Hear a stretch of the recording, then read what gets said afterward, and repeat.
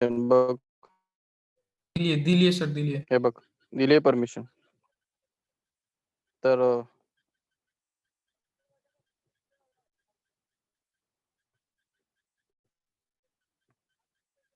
मला वाटतं व्हिडिओ तुम्हाला दाखवतो पुन्हा. सापडला पाहिजे आता. ऍक्च्युली आता व्हिडिओ थांबा जरा. हिस्ट्री तुम्हाला माझी दिसेल आता. हिस्ट्री काय सर्च केलं तर मी.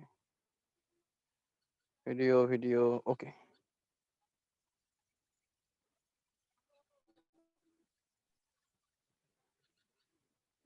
हे बघा, आपण काल काय बघितलं होतं ते पुन्हा एकदा बघू. काल आपण व्हिडिओमध्ये बघितलं होतं की आपल्याकडे अशा प्रकारची सिस्टीम असते.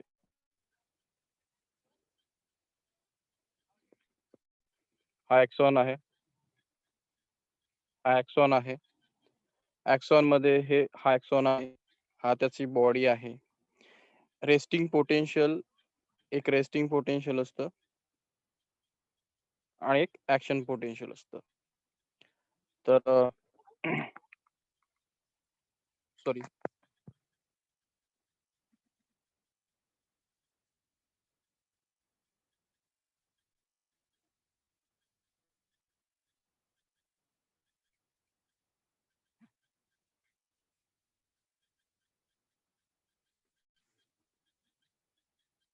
दिसतंय का बघा बरं? मी दिसतोय का स्क्रीन दिसतंय? स्क्रीन दिसते, राज? स्क्रीन दिसते. ओके.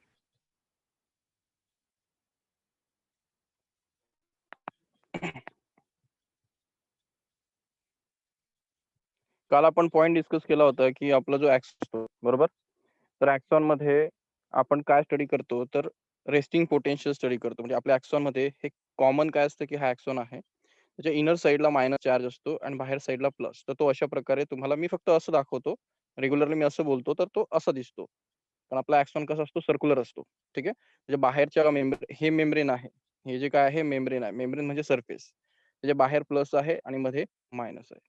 तर त्याला जनरली आपण बॅटरी सारखे दाखवू शकतो, कारण प्लस मायनसला आपण बॅटरी म्हणतो. यातलं ही प्लस मायनस मुळे काय तयार होतं, व्होल्टेज तयार होतं आणि हे व्होल्टेज असतं -70 मिली व्होल्ट. याला रेस्टिंग पोटेन्शियल म्हणतात. हा नीटला आलेला प्रश्न आहे. जनरली जो आपला न्यूरॉन असतो, त्याचं जो ऍक्सॉन असतो, त्याचं रेस्टिंग पोटेन्शियल किती असतं, तर ते असतं -70 मिली व्होल्ट. तो रेस्टला असतो. लक्षात ठेवायचं पोटेन्शियल असतं हे इथे मध्ये असतं, हे रेनवियर नोड मध्ये असतं. मी सांगितलं होतं, जो ऍक्सॉनला हे नोड नसतात तेव्हा त्याच्या पूर्ण बॉडीमध्ये हे पोटेन्शियल तयार होतं आणि जेव्हा हे नोड असतात तर पोटेन्शियल कुठे तयार होतं, या गॅप्स मध्ये. या पोटेन्शियल ह्या गॅप्स मध्ये तयार होतं. लक्षात ठेवायचं. हा जो ऍक्सॉन आहे हा मॉड्युलेटेड आहे, म्हणजेच मायलिनेटेड आहे. याला मायलिन शीथ म्हणतात. हे जे कनेक्शन आहेत याला मायलिन शीथ म्हणतात किंवा मॉड्युलेटेड म्हणतात. याची स्पीड यापेक्षा काय असते, असं जर कोणता ऍक्सॉन असेल ज्याला हे नोड असतील, तर हा फर्स्ट आणि सेकंड मध्ये काय फरक आहे, याला मायलिन शीथ नाहीये, याला मायलिन शीथ आहे. याला नोड आहे, याला नाहीये. याच्या पूर्ण बॉडीमध्ये सिग्नल तयार होतो, या फक्त गॅप्स मध्ये होतो. कोणता फास्टर आहे, सेकंड नंबरचा. जो जम्प करून सिग्नल जातो तो फास्ट असतो आणि ह्या मायलिन शीथचे दोन ऍडव्हान्टेज आहे. तर स्पीड वाढते, दुसरी गोष्ट की हे जे बाहेरचे जे नोड्स आहे याच्यामुळे काय होतं, दुसरा जो ऍक्सॉन आहे त्यासोबतची कनेक्टिव्हिटी ब्रेक होते, म्हणजे शॉर्ट होत नाही, दुसऱ्याला कनेक्ट होत नाही. तर हे जे असतात हे शीतवाल, याला मायलिनेटेड म्हणतात. ओके, व्होल्टेज कळालं, पुढे जाऊ.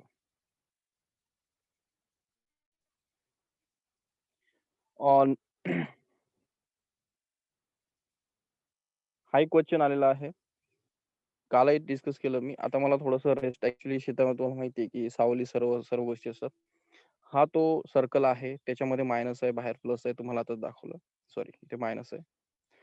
तर तो मध्ये प्लस का असतो, तर तिथे पोटॅशियम तर प्लस असतो, पण त्यासारखाच इथे याला प्रोटीन म्हणतात. हा प्रोटीन आहे ब्ल्यू कलरचा. काही न्यूक्लिक ऍसिड आणि प्रोटीन्स असतात ते मायनस असतात. तेच हे जे तुम्हाला दिसतंय की मायनस चार्ज का असतो असं जर तुम्हाला म्हटलं, तर इथे पोटॅशियमच्या साईडला काय असतो, हे प्रोटीन्स असतात. हे प्रोटीन मायनस चार्ज कॅरी करतात, म्हणून ओव्हरऑल चार्ज मध्ये काय असतो, मायनस असतो आणि बाहेर काय असतो, प्लस असतो. हे बघा, पोटॅशियम बाहेर कमी आहे, मध्ये जास्त आहे. लक्षात ठेवायचं की प्रश्न विचारला होता की पोटॅशियमच्या सोबत इन साइडला कोण असतो, तर याला म्हणतात proteins. Negatively charge proteins. Okay. लिहायला मला काही नाही इथे, त्याच्यामुळे समजून घ्या. तर मेम्ब्रेनच्या मध्ये निगेटिव्हली चार्ज प्रोटीन असतात. ओके. नेक्स्ट जाऊ.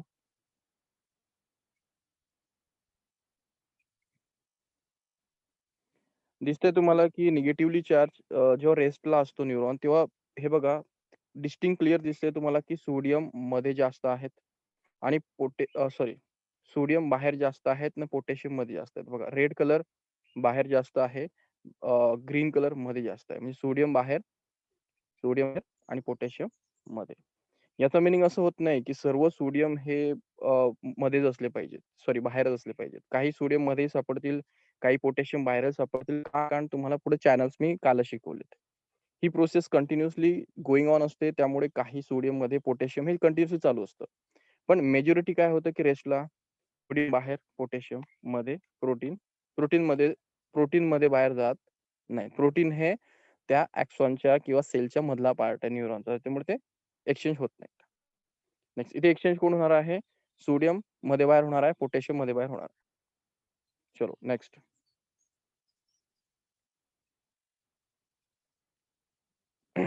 कालच सांगितलं की पोटॅशियम साठी सुद्धा एक चॅनल असतो, त्यातनं पोटॅशियम बाहेर पडतात. पोटॅशियम मध्ये जास्त आहेत, ते बाहेर पडतात. सेम मॅनर मध्ये काय होतं, सोडियमही बाहेर पडतो.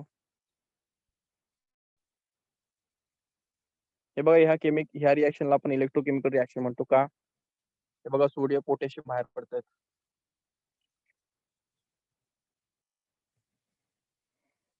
पॉइंट काय आहे की आता कळालं आपल्याला की हे प्रोटीन्स आहेत. हा सोडियम आहे बाहेर, हा पोटॅशियम आहे, हा सोडियम आहे. सोडियम पोटॅशियम बाहेर जातो आहे, सोडियम मध्ये येतो आहे.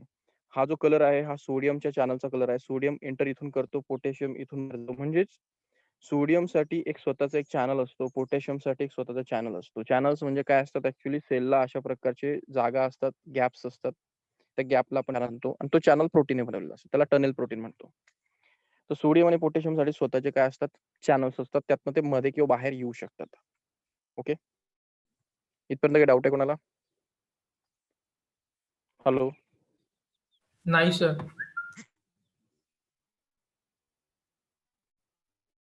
ओके. कनेक्टेड आहेत की नाही लोक? आहे सर. कोण नाही कनेक्टेड? मी वेटिंग लिस्ट काढली. एक मिनिट, वेटिंग लिस्ट बघू द्या मला. काढली तर आहे, लोक का कनेक्ट नाही? कोण बाकी आहे? माधवी, प्रतीक्षा, नीट, आदित्य आहे की नाही? ओके. इकडे शेखर पाटील. ओके ठीक आहे, बरेच आहे.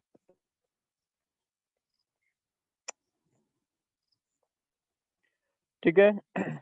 तर काय काय कळालं आपल्याला? पुन्हा पॉइंट आपल्याकडे हे असतात प्रोटीन, म्हणजेच मध्ये मायनस बाहेर प्लस. पॉइंट कळाला काय काय? तर पुन्हा रिपीट करतो. हा ऍक्सॉन आहे, अशा प्रकारे दिसतो. बाहेर प्लस मध्ये मायनस. यामध्येच तुम्हाला विचारलं की या ऍक्सॉन मध्ये कितीचं व्होल्टेज असतं, तर सांगायचं ह्या व्होल्टेज असतं -70 मिली व्होल्ट.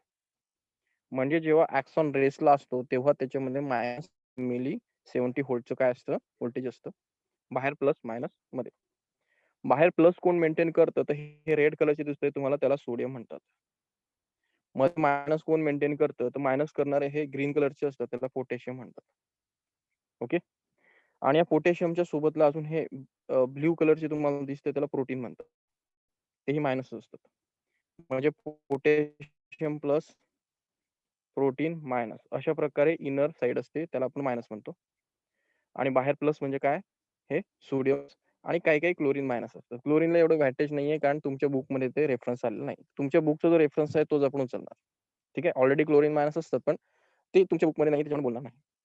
बाहेर सोडियम, मध्ये पोटॅशियम आणि हे प्रोटीन्स, यामुळे प्लस मायनस चार्ज तयार होतो. आणि ह्या व्होल्टेजला तुम्ही म्हणू शकता 70 मिली व्होल्ट. प्लस नक्की असणार, तिथे व्होल्टेज तयार होणार. ओके. तर सिंपल आहे. मग हे जे सोडियम 2 प्रकारचे चॅनल असतात. का असतात ते आपण काल बघितलं होतं, पण पुन्हा बघू. म्हणजे सोडियम बाहेरून मध्ये येऊ शकतो, पोटॅशियम मधून बाहेर जाऊ शकतो. चलो नेक्स्ट. या प्रोसेसला इलेक्ट्रोकेमिकल प्रोसेस म्हणतात. सिंपल का म्हणतात, काला डिस्कस केलं. इलेक्ट्रो का, कारण सोडियम प्लस हा काय आहे, चार्ज आहे, चार्ज आयन आहे, त्याच्यावरती चार्ज आहे, त्याला इलेक्ट्रो म्हणतो आपण. आणि हे बघा हे काय तयार झालंय प्लस मायनस याला आपण पोटेन्शियल म्हणतो. व्होल्टेज म्हणजे इलेक्ट्रिसिटी आणि कोणामुळे चेंज झाली तर Na+, K+ आणि प्रोटीन्स आणि क्लोरीन. Na+, K+ हे आयन्स आहेत, केमिकल्स आहेत. म्हणजे केमिकल सोडियम पोटॅशियममुळे जेव्हा एक चार्ज काय होतं, एक व्होल्टेज तयार होतं. त्याच्यामुळे काय होतंय, की 70 मिलीव्होल्ट मेंटेन होत आहे. म्हणून इलेक्ट्रोकेमिकल प्रोसेस आहे. सोडियम, पोटॅशियम हे इलेक्ट्रिसिटी नाही आहे, हे केमिकल्स आहेत. त्यामुळे व्होल्टेज तयार झालं आहे. ठीक आहे. दिस इज अ इलेक्ट्रोकेमिकल प्रोसेस.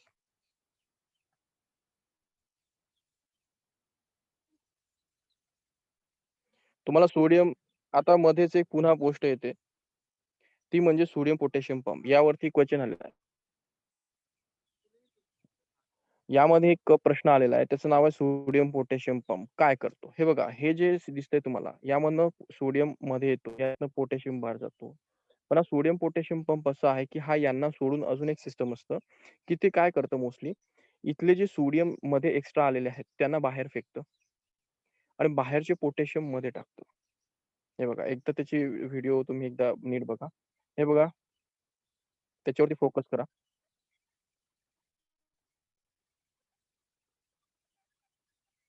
हे बघा बाहेर हे बघा क्वेश्चन यावरती आला होता, की सोडियम हे ते बघा पोटॅशियम ग्रीन कलर 2 आहेत आणि हे सोडियम आहेत हे 3 आहेत आणि हा पंप ॲट इन्स्टंट म्हणजे जो फंक्शन करतो, काम करतो, तो कसा करतो नीट बघा.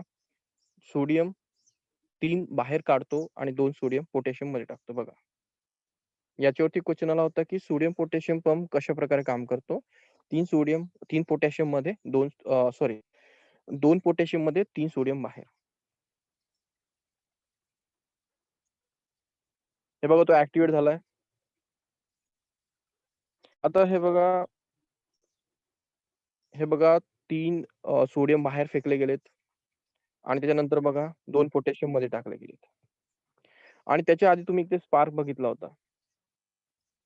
याला ॲक्टिव्ह म्हणतात. ॲक्टिव्ह गोष्ट माहिती आहे तुम्हाला कोणतीही गोष्ट जर एनर्जी लागत असेल, एनर्जी घेतल्यावर तिचा सोडियम पोटॅशियम पंप काम करतो. म्हणजेच तुमच्या बॉडीमध्ये न्यूरॉन्सला, या ॲक्सॉनला जो असतो आपला ॲक्सॉन, त्याला सोडियम पोटॅशियम पंपने जर सोडियम बाहेर टाकायचे असतील, तर एनर्जी लागते. म्हणजे आपल्या बॉडीची एनर्जी हा काय करतो ॲक्सॉन यूज करतो. तर पंप चालवण्यासाठी बॉडीला स्वतःची एनर्जी खर्च करावी लागते. हे सोडियममध्ये बाहेर पोटॅशियम होण्यासाठी एनर्जी लागत नाही. पुन्हा सांगतो आहे, हे जे सोडियम, पोटॅशियम बाहेर होतायत ह्या चॅनलमधनं, यांना एनर्जी लागत नाही. एनर्जी याला लागते, पंप करायला लागते, की सोडियम हे बघा सिंपल गोष्ट आहे. इथे सोडियम वाढलेत आणि त्यांना बाहेर टाकायचं आहे. तर ते जास्त इथून बाहेर टाकण्यासाठी काय लागते? एनर्जी लागते. ते ऑलरेडी मध्ये यायला तयार आहेत, तर त्यांना बाहेर टाकण्यासाठी एनर्जी लागते. म्हणून पोटॅशियम पंप काय करतो? ॲक्टिव्हली काम करतो. त्याला एनर्जी लागते. ओके. Next point. आता सिंपल आहे. आपण रेस्टिंग पोटेन्शियल शिकलो. रेस्टिंग पोटेन्शियलमध्ये काय झालं? रेस्टिंग पोटेन्शियलमध्ये असं सेल आहे, प्लस आहे, मायनस आहे. इथे सोडियम बाहेर बसलेला आहे. इथे पोटॅशियम बसलेला आहे. सोडियम मध्ये एंटर करू शकतो चॅनल, पोटॅशियम बाहेर जाऊ शकतो. त्याच्यामध्ये पुन्हा एक पंप आहे. तो सोडियमला बाहेर टाकण्याचा प्रयत्न करतो, पोटॅशियमला मध्ये आणतो. एवढं आपण शिकलो.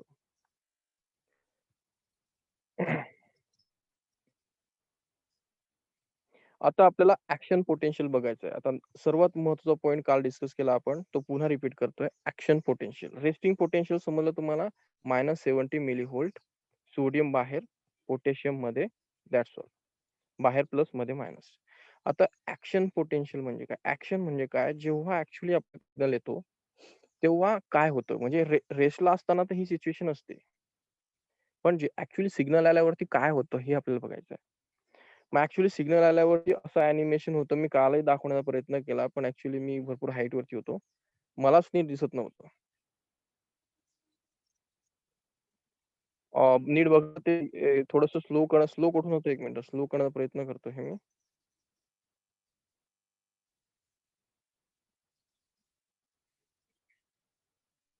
हे बघा ॲक्शन पोटेन्शियल आपण माझा आवाज येतो?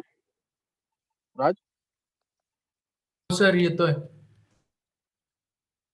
हे बघा एक सिग्नल येतोय तिकडं बघा. हे बघा तुम्हाला हे बघा.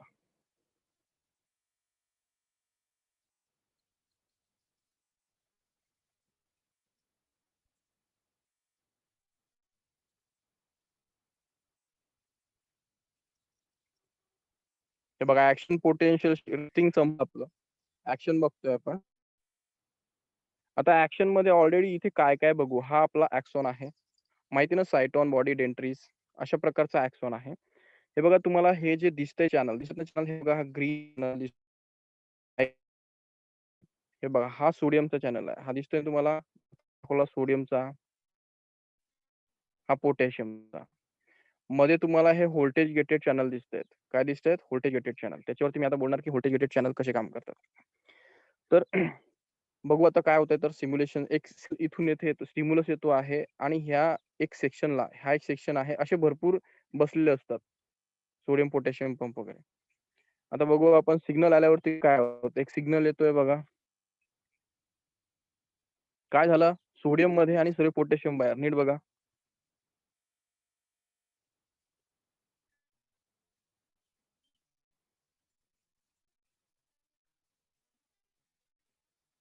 हे बघा. सर्व सोडियम मध्ये गेले का बघा. सिग्नल येता सर्व सोडियम मध्ये टाकले गेले. आणि सर्व पोटॅशियम बघा बाहेर फेकले गेलेत. पॉइंट करतोय का? सोडियम मध्ये, पोटॅशियम बाहेर. पॉइंट क्लिअर होतोय? काय म्हणतोय मी? हो सर. सोडियम मध्ये येणं आणि पोटॅशियम बाहेर. जेव्हा आपल्याकडे अशा प्रकारे सिग्नल येतो तेव्हा सोडियम पूर्ण मध्ये दाबले जातात. हे सोडियम पूर्ण मध्ये आलेले आहेत आणि पोटॅशियमला बाहेर फेकलं जातं. तर याला म्हणतो आपण ऍक्शन पोटेन्शियल. ऍक्शन होत आहे म्हणजे काय होत आहे तर सोडियम मध्ये येत आहेत आणि पोटॅशियम बाहेर जात आहेत. याला म्हणतो आपण ऍक्शन. रेस्ट असणं म्हणजे काय तर सोडियम बाहेर असणं आणि पोटॅशियम मध्ये असणं याला आपण रेस्ट म्हणतो. ऍक्शन होते म्हणजे काय होते तर सोडियम मध्ये आहेत आणि पोटॅशियम बाहेर आहेत. जर समजत नसेल तर पुन्हा अॅनिमेशन एकदा रीड करू आपण. हे बघा आता ऍक्शन होते म्हणजे आता रेस्ट आहे.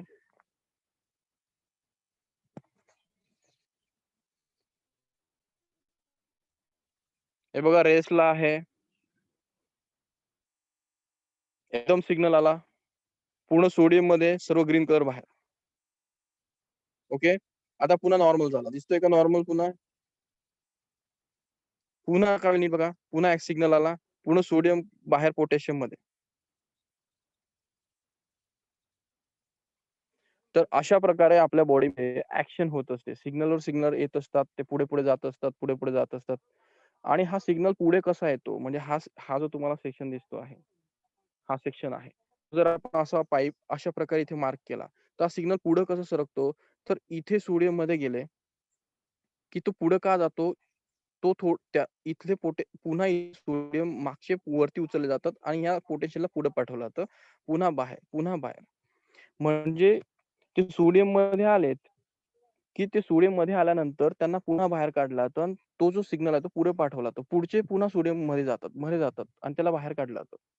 तर अशी एक थोडीशी इम्पॉर्टंट मेकॅनिझम आहे आपल्या ऍक्शनचं. चला एवढं भरपूर झालं. काल डिस्कस झालं. आपण महत्त्वाच्या पॉईंटवर डिस्कस करू पुन्हा की एक हा हे काल आपण डिस्कस करायचं. काल आपण महत्त्वाचे 2 पॉईंट बघितले की व्होल्टेज गेटेड चॅनल काय असतात.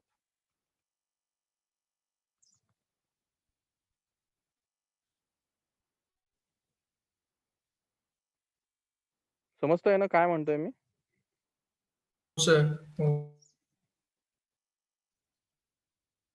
बघा पॉईंट हा समजला असेल तुम्हाला तर पुढच्या पॉईंटला जाऊ. तर तुम्हाला आधीच सांगितलं की आपल्याकडे काय असतात काही लीक चॅनल्स असतात. लीक चॅनल म्हणजे काय हे कंटिन्युअसली ओपन असतात. सोडियम बाहेर असेल आणि पोटॅशियम मध्ये असेल तर पोटॅशियमला बाहेर काढणारा मध्ये आणणारा एक पोटॅशियमचा एक लीक चॅनल असतो. चॅनल म्हणजे ओपनिंग. आणि सोडियमसाठी एक असतो. हे लीक असतात. लीक म्हणजे काय ते ओपनच असतात. आपण म्हणतो की पाईप लीक आहे म्हणजे काय? तो कंटिन्युअसली ओपन आहे. ठीक आहे. कंटिन्युअसली ओपन असतो. परंतु काही सोडियमचा दुसरा एक अशा प्रकारचं एक कनेक्शन असतं की तो कंटिन्युअसली ओपन नसतो. त्याला आपण व्होल्टेज गेटेड चॅनल म्हणतो. नाव खाली दिसत असेल तुम्हाला व्होल्टेज गेटेड चॅनल. तर हा कधी ओपन होतो जेव्हा इथे किती व्होल्टेज तयार होतं -55 मिलीव्होल्ट. इथे -55 मिलीव्होल्ट जे तयार होतं व्होल्टेज तेव्हाच हा ओपन होतो. पुन्हा इथे एक पोटॅशियम काय असतो व्होल्टेज गेटेड चॅनल असतो. तो 30 व्होल्ट मिलीव्होल्ट तयार झाल्याशिवाय प्लस ओपन होत नाही. म्हणजे सोडीसाठीचा एक स्पेशल पंप हे बघा. तर पुढचं पॉइंट काय लक्षात ठेवायचं आहे? पुढचं पॉइंट लक्षात ठेवायचं आहे, या मेम्ब्रेनमध्ये प्लस बाहेर असतं, मायनस मध्ये असतं, करेक्ट. सोडियम बाहेर असतो, पोटॅशियम मध्ये असतो, करेक्ट. सोडियमला एंटर करण्यासाठी एक लीक चॅनल असतो, पोटॅशियमला बाहेर जाण्यासाठी एक लीक चॅनल असतो. सोडियमला सेकंड एक चॅनल असतो पुन्हा, तो -55 मिलीव्होल्टलाच ओपन होतो. आणि एक असतो पोटॅशियमचा दुसरा चॅनल असतो, तोही 30 मिलीव्होल्टलाच ओपन होतो. आणि ह्या कन्सेप्ट मधनं तयार होतो कन्सेप्ट डिपोलरायझेशन अँड पोलरायझेशन. ठीक आहे. तर डिपोलरायझेशन पोलरायझेशन कन्सेप्ट करण्यासाठी तुम्हाला आधी हे दोन चॅनल्स, हे लीक चॅनल्स आणि हे voltage gated channels. Voltage gated channel लक्षात ठेवा, सोडियम -55 आणि पोटॅशियम 30 व्होल्टला ओपन होतो. चलो, पॉइंट जो आहे तो पॉइंट, अरे हा आता क्लिअर दिसेल तुम्हाला. हे बघा, हे लीक चॅनल दिसतंय तुम्हाला. लीक चॅनल्स आहेत हे दोघं, हे कंटिन्युअसली ओपन असतात. हा जो असतो इथे जो सोडियम आहे, हा ओपन का झाला आहे? कारण -5 मिलीव्होल्टच्या वरती व्होल्टेज गेलाय. हा पोटॅशियम का ओपन होत नाहीये? कारण 30 मिलीव्होल्ट अजून मिळालं नाहीये. तर डायग्राम बघा इथे.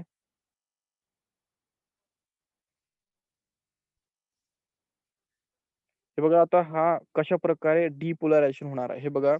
आता आपलं normal condition, resting condition. Resting condition म्हणजे काय? इथे सोडियम आहे, इथे पोटॅशियम आहे.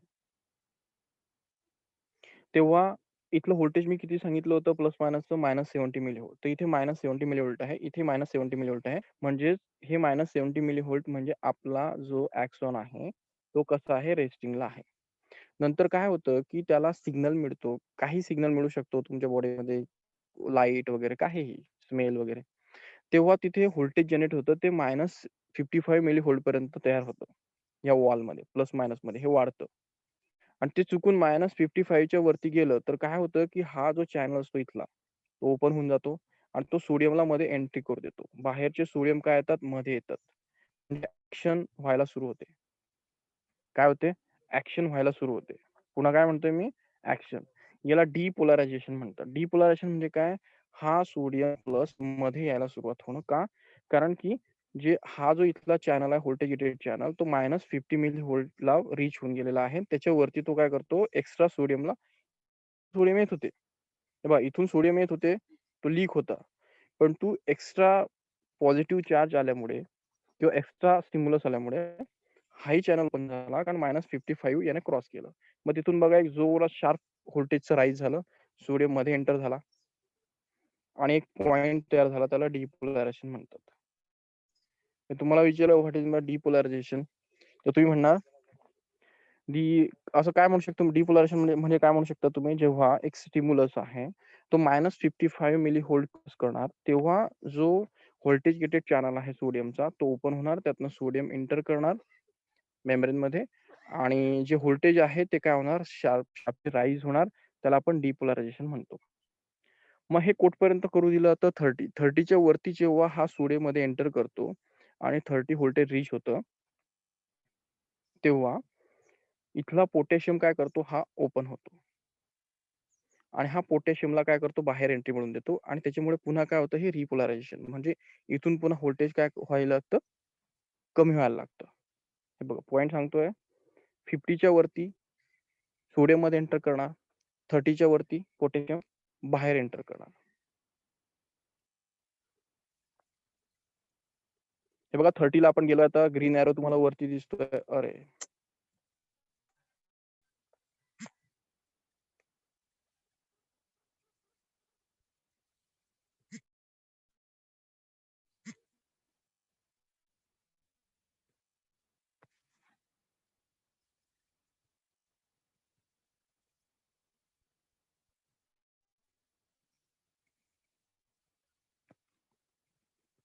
हे बघा, आता हा जो याला व्होल्टेज गेटेड चॅनल म्हणतो आपण. व्होल्टेज गेटेड चॅनल बघा, आता हा क्लोज झालाय, दिसतोय का तुम्हाला? हा बघा, क्लोज झाला 30 ला. आणि 30 ला हा जो ग्रीन कलरचा एरो आहे, 30 व्होल्टेज रीच झाल्यानंतर हा काय होतोय? हा इथला ओपन होतो. त्याचं नाव आहे पोटॅशियम व्होल्टेज गेटेड चॅनल. आणि तो काय करतो? पोटॅशियमला बाहेर एंट्री मिळवून देतो.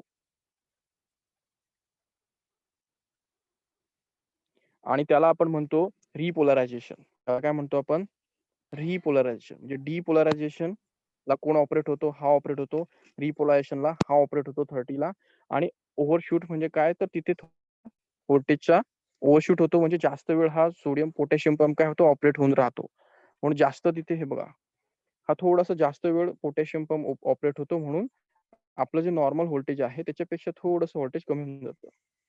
हे बघा, आपलं नॉर्मल रेस्टिंग व्होल्टेज हे असतं आणि हा ओव्हरशूट होतो म्हणजे काय होतो? त्याचं एकदमच व्होल्टेज एक कमी होऊन जातं, कारण हा जास्त वेळ ओपन राहून जातो. त्याला आपण अंडरशूट म्हणतो. चलो ठीक आहे, पुढे जाऊ. दिसायला कसं असतं ते? सिग्नल आला मध्ये पॉइंट बघा.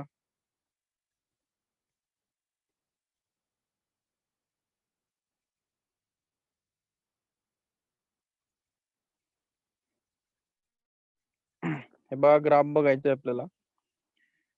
पॉइंट पुन्हा सांगतो. अरे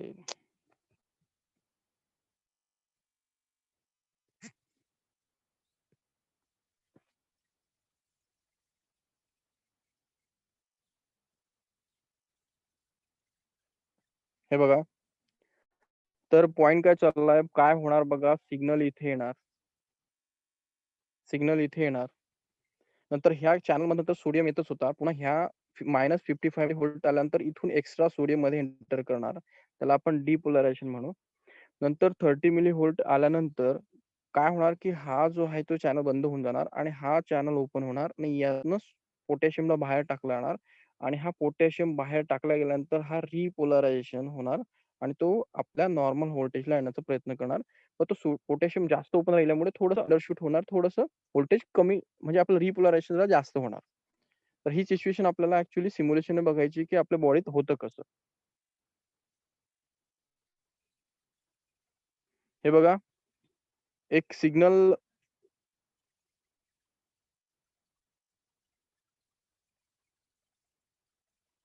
आपण आता थोडंसं सिम्युलेशनला मी स्लो केलाय, बघू आपण. सिग्नल आल्यावरती कशा प्रकारे हा पोटॅशियम -50 मिली व्होल्ट आणि 30 मिली व्होल्ट कशा प्रकारे ऑपरेट करतो आणि डिपोलरायझेशन कसं होतं. हे बघा, बंद आहे तसा व्होल्टेज, बंद आहे, कारण नॉर्मल कंडिशन आहे, रेस्टिंग कंडिशन आहे, सिग्नल येणार. आता बघा नॉर्मल, हे बघा सिग्नल अजून आलेला नाही, तोपर्यंत ह्या सोडियम चॅनल मधनं आणि पोटॅशियम चॅनल मधनच फक्त काय होत होते? सोडियम पोटॅशियम मध्ये बाहेर होत होते. दिसतंय का तुम्हाला? बघा, सिग्नल येण्याच्या आधी सोडियम इथून घुसला आणि इथून पोटॅशियम बाहेर निघत होता, कारण हे ओपन चॅनल असतात. इथे काही डाऊट आहे का? बोला कोणाला. सिद्धेश आहे का? नाही सर.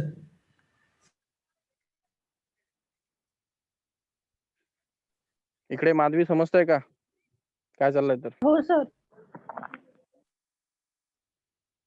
हे बघा, सिग्नल हा रेड कलरचा सिग्नल आहे, तो येतो आहे. त्याच्या आधी फक्त हा लीक चॅनल, लीक म्हणजे समजतं ना, ओपन चॅनल, यातनं सोडियम मध्ये आणि पोटॅशियम बाहेर जातोय. आता सिग्नल बघा रीच करतोय, केला रीच. हे बघा, सिग्नल रीच करतो आहे. हे बघा, लगेच कोणता कोणता व्हॉल्व ओपन होतो आहे? हा सोडियमचा -55 मिली व्होल्ट ओपन झालाय, दिसतोय ना? हे बघा, ओपन झाला आणि त्यातनं सोडियम मध्ये घुसायला लागलेत. हे बघा, यातनं पूर्ण सोडियम मध्ये घुसलेत. का घुसलेत? कारण सिग्नल आला होता. सिग्नल येण्याच्या आधी सोडियम इथून घुसत होते. आता याच्यापेक्षा ह्या मेन मोठा चॅनल आहे, त्यातनं बघा सोडियम किती मध्ये टाकले जातात. ठीक आहे. आता -55 मिली व्होल्टच्या वरती व्होल्टेज चाललाय, कारण हा काय करतोय? सोडियमला मध्ये टाकतोय. आता -55 च्या वरती व्होल्टेज जेव्हा 30 मिली व्होल्ट होणार, तेव्हा हा जो बंद झालेला जो आहे, हा पोटॅशियम पंप, हा पोटॅशियम पंप स्टार्ट करणार. तर आता -50 व्होल्टच्या वरती व्होल्टेज सुरू झालाय. हे बघा, पोटॅशियम बघा किती जोरात टाकतात.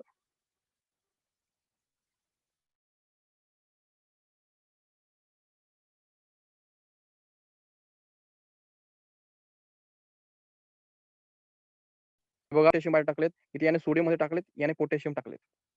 कळालं? पोटॅशियम पंप 30 मिली व्होल्टला ऑपरेट झाला. नंतर आधी कोण ऑपरेट झाला? हे बघा, -70 ला रेस्ट होतं. -55 ला हा ऑपरेट झाला, याने व्होल्टेज ओव्हरशूट केलं, तर डिपोलरायझेशन म्हणतात. 30 व्होल्टला हा ऑपरेट झाला, त्याने रिपोलराइज केलं आणि पुन्हा आपली सायकल अशी नॉर्मल आणली. म्हणजे याला रेस्टिंग म्हणतात, याला डिपोलरायझेशन म्हणतात, याला रिपोलरायझेशन म्हणतात. रेस्टिंगला -70 असतं, डिपोलरायझेशनला किती असतं? -55 टू 30 व्होल्ट, 32 पुन्हा 70 काय असतं? रिपोलरायझेशन असतं. पॉइंट क्लिअर आहे का? हॅलो.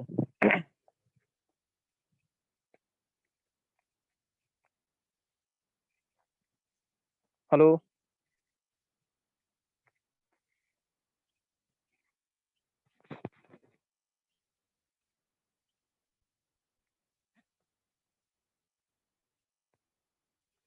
डाऊट कोणाला? विचारा.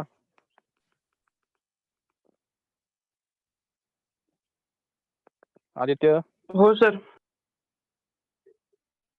कळतंय का? हो सर. कळतंय ना? ठीक आहे. तर सिद्धेश, भांबरे आहे की नाही? भांबरे, हो सर. हॅलो, समजतंय काय चाललंय तर? पाटील, वैभव पाटील. हो सर, कळतं. ओके, ठीक आहे. तर पॉइंट पुन्हा आपण रिपीट करू. हे बघा, पुन्हा पुन्हा का घेतोय आपण, हे महत्वाची गोष्ट आहे. आणि ज्यांना थोडंसं मेडिकल लाईनला जायचं त्यांना तर भरपूर महत्वाची गोष्ट आहे. आणि तुम्हाला माहिती आहे की सध्या डॉक्टरांमध्ये सर्वात फेमस कोण आहेत माहिती का? न्यूरोलॉजिस्ट. न्यूरोलॉजिस्ट असे डॉक्टर आहेत की तुम्ही सर्च करा की तुमच्या एरियामध्ये किती न्यूरोलॉजिस्ट आहेत. तर माझ्या माहितीप्रमाणे जिल्ह्यामध्ये फक्त 2 महत्वाचे न्यूरोलॉजिस्ट आहेत. पूर्ण जळगाव जिल्ह्यामध्ये लीड करणारे फक्त एकच मोठा न्यूरोलॉजिस्ट आहे. औरंगाबादमध्ये माझ्या माहितीप्रमाणे फक्त 4च चांगले फेमस न्यूरोलॉजिस्ट आहेत. 4 हे 2च आहेत. पुण्यामध्येही लिमिटेड आहेत. तर न्यूरोलॉजिस्ट जर चुकून जर कोणाला मेडिकल फील्ड आवडत असेल किंवा कोणाला असं फील्ड आवडत असेल की सर आम्हाला बायोमेडिकलमध्ये काम करायचं आहे, म्हणजे जसं की इंजिनियर बनायचं आहे पण इन्स्ट्रुमेंट हे मेडिकलचे बनवायचे, किंवा भरपूर लोकांचं काम हे मेडिकलचे रिलेटेड आहे. आता माझे काही मित्र आहेत, तर ते मेकॅनिकल इंजिनियर आहेत किंवा इंजिनियर आहेत किंवा इलेक्ट्रॉनिक्स इंजिनियर आहेत. पण त्याचं काम काय आहे तर मेडिकलच्या कंपन्यांमध्ये आहेत. म्हणजे त्यांची कंपन्या ज्या जर्मन कंपन्या वगैरे आहेत, ते काय बनवतात? तर ते बनवतात मेडिकलचे इन्स्ट्रुमेंट. भारतात अशी एकही कंपनी नाही की ती मेडिकलसाठी मोठमोठे इन्स्ट्रुमेंट बनवते. आपण जर्मन तुम्ही जर बघत असाल, मोठमोठ्या कंपन्या असतात. एम-आर-आय मशीन्स वगैरे किंवा पुन्हा लेझर गाइडेड मशीन्स. हे सर्व जर्मनीवर वरून आपण बोलवतो. तुम्हाला कॉम्प्युटर, आता माझे काही कॉम्प्युटर इंजिनिअर्स मित्र आहेत, तर तेही ॲक्चुअली मेडिकल फील्डमध्येच आहेत. त्यांच्या कंपन्याच मेडिकल फील्डच्या आहेत. मग तुम्हाला दोघं नॉलेज असलं पाहिजे. तुम्हाला थोडंसं इकडचं-तिकडचं दोघंही नॉलेज लागतं. तर एवढं तरी तुम्हाला माहिती असलं पाहिजे, तर तुमचं सिलेक्शन फिक्स आहे. नाहीतर तुम्ही मेडिकल कंपनी चुकून ज्या हाय सॅलरीड कंपनी आहेत, त्या तुम्हाला घेणार नाहीत. ते म्हणतील तुम्हाला ह्युमनबद्दल काही माहिती आहे का, ब्रेनबद्दल? तुम्ही म्हणणार काहीच माहीत नाही. मग कशाला घेतील तुम्हाला? तुम्हाला कामच करायचंय की तुमचं मशीनच काम करतं तुम्हाला ह्या सिग्नल्सवरती. तुम्हाला त्याचं नॉलेज नसेल, तर ज्याला एक्स्ट्रा ॲडव्हांटेज आहे तो इंटरव्ह्यूमध्ये करणार. नाहीतर तुम्ही घरी बसणार. ठीक आहे. चालू करताय का?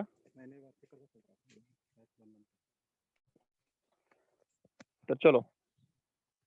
तर पॉइंट काय होता आपला? तर पॉइंट होता की पुन्हा डायग्राम. आता आपण सिम्युलेशन बघू. सिम्युलेशन म्हणजे जसं की ॲक्चुअली हॅपन होतं. म्हणजे जसं की ग्राफ काढतो आपण. तो ग्राफ कसा काढला जातो किंवा सिग्नल कसा मेजर केला जातो. हे बघा, तुम्ही जो व्हिडिओ आहे तो बोस्टन मधला आहे. बोस्टन तुम्हाला माहिती आहे की किती फेमस आहे तर. तर आपण जनरली आपण फॉरेनरचे का यूज करतो? कारण आपले इंडियन लोकं प्रॅक्टिकली जास्त डील करत नाही. म्हणजे तुम्हाला आपले इंडियन लोकांची व्हिडिओ दिसतील तर कशी दिसतील? एक पेपर घेतात, पेन घेतात आणि शिकवत बसतात. सिम्युलेटर यूज नाही करत. तुम्ही फॉरेन लोकांचे युनिव्हर्सिटी जेव्हा व्हिडिओ बघाल, तर त्यांच्याकडे ॲक्चुअली प्रॅक्टिकली अप्रोच असतो की हे कसं होतं, काय होतं किंवा सिम्युलेटर कसे काम करतात, ते दिसतं कसं? हे बघा, समोर तुम्हाला ग्राफ दिसतो आहे. हा ग्राफ आहे. ग्राफही तुम्हाला नीटवाल्यांना पर्टिक्युलर पेपरमध्ये विचारला जाऊ शकतो किंवा बोर्डलाही विचारला जातो. एकच पॉइंट लक्षात ठेवायचा आहे शॉर्टकटमध्ये. आपल्याकडे एक लीक चॅनल असतात. त्यांचं काम असतं कंटिन्युअसली ओपन राहणं. Sodium, potassium generally plus minus करणं. हे जे व्होल्टेज गेटेड चॅनल असतात, व्होल्टेज चॅनल आपल्याकडे किती असतात? 2 असतात. एक तर सोडियमसाठी व्होल्टेज गेटेड चॅनल असतो, एक पोटॅशियमसाठी. सोडियमचा कधी ओपन होतो? तर सोडियमचा व्होल्टेज गेटेड चॅनल हा -55 ला होतो आणि सोडियमला सेलच्या पाठवतो, म्हणजे मेमरीच्या मध्ये पाठवतो. त्यामुळे काय होतं की तिथलं व्होल्टेज एकदम वाढतं आणि ते 30 पर्यंत रीच होतं आणि 30 पर्यंत रीच झाल्यानंतर त्या शेजारी पोटॅशियमचा एक काय असतो अजून चॅनल असतो. तो ऑपरेट होतो. म्हणजे याला बॅलन्स करण्यासाठी इथला एक एक पोटॅशियमचा काय लावलेला असतो? काय लावला असतो पोटॅशियमचा? चॅनल लावलेला असतो. सिंपल गोष्ट आहे बघा. एक मेम्ब्रेन आहे, हा मेम्ब्रेन आहे. याच्यामध्ये खाली सोडियम वाढतोय. तर पोटॅशियम हे बघा इथलं प्लस वाढतंय. म्हणजे इथे +0 झालं, पुन्हा +10 झालं, +20 आलं. कारण मध्ये काय होतोय हे बघा इथूनही काय होतोय सोडियममध्ये वाढतोय. आता मला सांगा इथे सोडियम वाढतोय तर व्होल्टेज वाढतंय. मला जर हे इथलं व्होल्टेज कमी करायचं असेल मधलं, तर मला काय करावं लागणार? सिंपल आहे. मधलं जे प्लस आहे ते बाहेर काढावं लागणार. मी जर मध्ये प्लस पाठवतोय हे बघा सोडियम प्लस आहे तो मध्ये एंटर करतो आहे. तर इथून व्होल्टेज बघा स्पाइक होत आहे. त्याला डिपोलरायझेशन म्हणतात. मला पुन्हा जर माझ्या रेस्टला यायचं असेल, तर मला काय करावं लागणार? यातलं जे मध्ये प्लसचा जो सपोर्ट आहे, मध्ये जो प्लस जोरात येतो आहे, त्याला काय करायचं? थांबवायचं आहे किंवा थांबून चालणार नाही, त्याला बाहेर काढावं लागणार. मग त्याऐवजी सोडियमला बाहेर काढण्याऐवजी आपण मोस्टली काय करतो? मधला जो पोटॅशियम आहे, इथला पोटॅशियम हा 30 व्होल्टला पोटॅशियम काय करतो? बाहेर निघतो, तोही प्लसच असतो. म्हणजे इथला प्लस हा बाहेर पाठवला जातो इन टर्म्स ऑफ पोटॅशियम. आणि तो -30 व्होल्टला फास्टली पोटॅशियम बाहेर पाठवला. तो सोडियम आलेला असतो, त्याने प्लस वाढवलेलं असतं. पण पोटॅशियम बाहेर टाकून आपण तो प्लस काय करतो? कमी करतो. म्हणून आपला जो व्होल्टेज असतो तो पुन्हा नॉर्मलला येतो. म्हणजे सोडियम मध्ये आल्यामुळे प्लस वाढतो आणि हा चॅनल 30 ला गेला, की 30 पुन्हा काय करतो? पोटॅशियमला बाहेर काढतो म्हणजे प्लस बाहेर काढतो म्हणून आपला पुन्हा चॅनलचा व्होल्टेज काय होतो? कमी होतो. म्हणून हा चॅनल व्होल्टेज वाढवतो आणि हा चॅनल व्होल्टेज कमी करतो. वाढवणारा सोडियम असतो, काढणारा पोटॅशियम असतो. ठीक आहे? आणि पुन्हा आपण नॉर्मल कंडिशनला येतो. आता याचं सिम्युलेशन आहे ते पुन्हा बघू आपण. सिम्युलेशन तर तुम्ही बघितलं. सिग्नल येतो.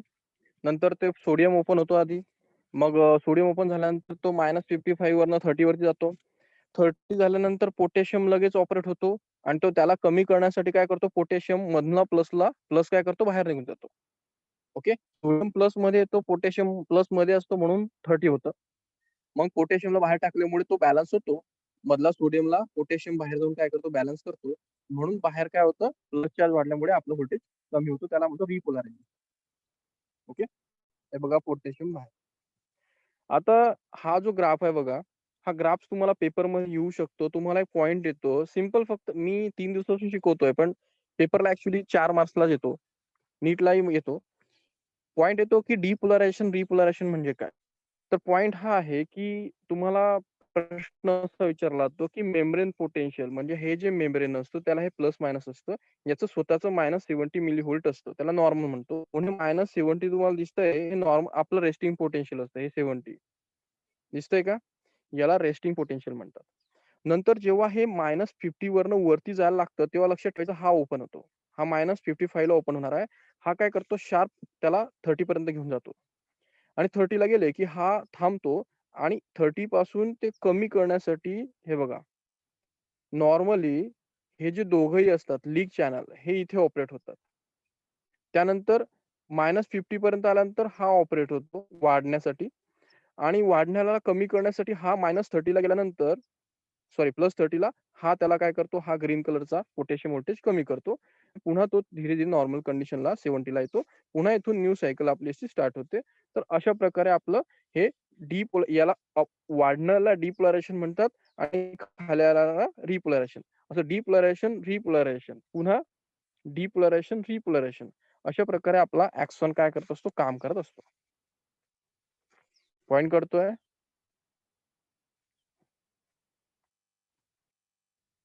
बघा.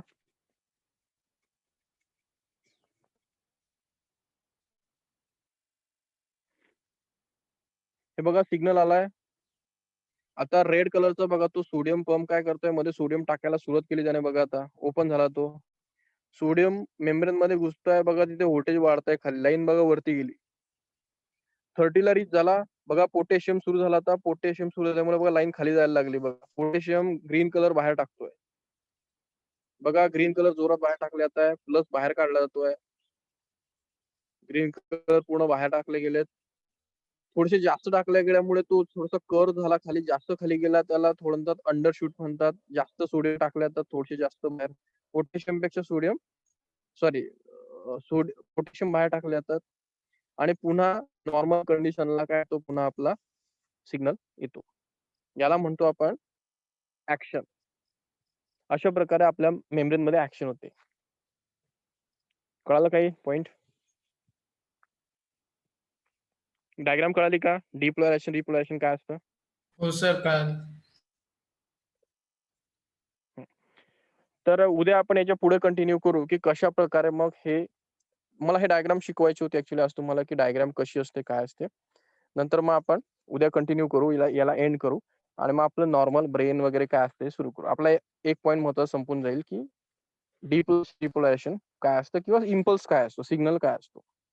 ठीक आहे, इथे स्टॉप करू. उद्यापासून आपण थोडा वेगळा टॉपिक सुरू करू. वेगळा टॉपिक आहेच आपला, त्याचं नाव आहे ब्रेन. तो बघत असाल इथे. सिम्पल टॉपिक सुरू होईल उद्या. हो सर. उद्याचा टॉपिक सिंपल आहे, त्याचं नाव तुम्हाला भरपूर गोष्टी माहिती, ब्रेन. आणि ब्रेन वरती